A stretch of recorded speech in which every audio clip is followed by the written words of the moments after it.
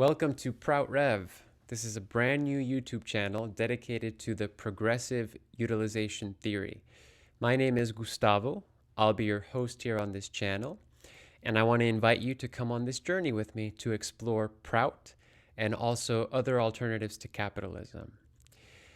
So first of all, let's talk about who is the founder of PROUT. His name was P.R. Sarkar, and he was an Indian philosopher, spiritual teacher, as well as social revolutionary. He created PROUT in the 1950s and actually has a wide volume of discourses on the subject with the different theories and the different aspects of PROUT that are very vast, very radical. But of course, when we say radical, now we're thinking post-Bernie Sanders radical. The things Bernie Sanders, for example, talked about in 2016 were considered radical. Things like providing people the minimum requirements of life, such as healthcare and education. But now those things aren't radical anymore. Now even the mainstream Democrats and even some Republicans agree that the people need to be provided with safety nets and need to be provided with some minimum requirements that we all need. So actually, many of the ideas in PROUT may no longer be as radical as perhaps they were in the 1950s.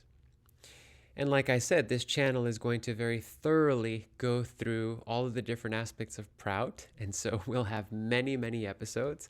And I'm really excited to begin this journey. Now, let's talk about what is PROUT. So first of all, PROUT is an acronym, and it stands for the Progressive Utilization Theory. We should really talk about what does the word progress mean. A lot of times we think that, society has making a lot of progress because of the new technology and the new amenities that are available. But actually, even like really good technology, or even like really important amenities like highways and transportation systems, all of those that would come under the category of physical progress, usually has side effects. Think of, for example, a brand new highway that might have been put up in a country. It's good because it's going to help with transport, it's going to help with the moving around goods and moving people around, but there's negative side effects. For example, there could be a natural habitat that has been destroyed, so the natural wildlife could suffer. All of the cars will lead to more pollution. Could be many physical side effects. So that can't be then like real progress. Progress should be something that is instituted, that has no negative side effects, that is actually all for good. So there can be also mental progress. If somebody gets a PhD, if people become educated, they get master's degrees, then that has less negative side effects than, physical progress. Learning a bunch of facts in your head, learning a lot of knowledge, that usually doesn't interfere with anybody else. It doesn't limit anybody else's potential. Likewise, when we make progress in the arts and in music and in culture, these are more subtle forms of progress. Now, if we want to talk about the best type of progress, it would have to do with spiritual progress. So, for example, if somebody practices meditation and they become enlightened, they become like the Buddha, well, that doesn't hurt anybody. So in PROUT, the people are trying to get their minimum requirements met, not having to stress out about economic life, not having to worry about poverty, and instead being able to have time for these sort of intellectual, artistic pursuits, spiritual pursuits, sports. Right now, for example, in this time of the coronavirus, that people have to be at home, think of how much progress might be being made in terms of intellectual development, spiritual development.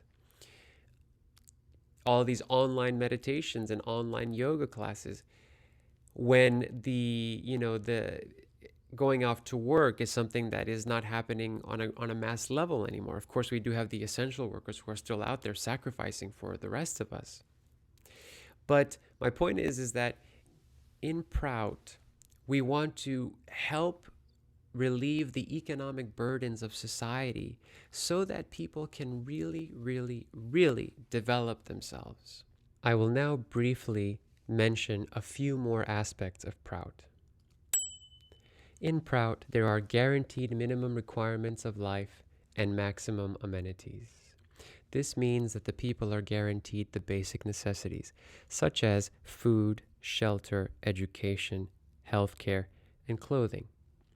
Over time, the people need more things, and so things like utilities, the internet, paid vacations should also be considered as minimum requirements, as the society is allowed to give the maximum amenities to all.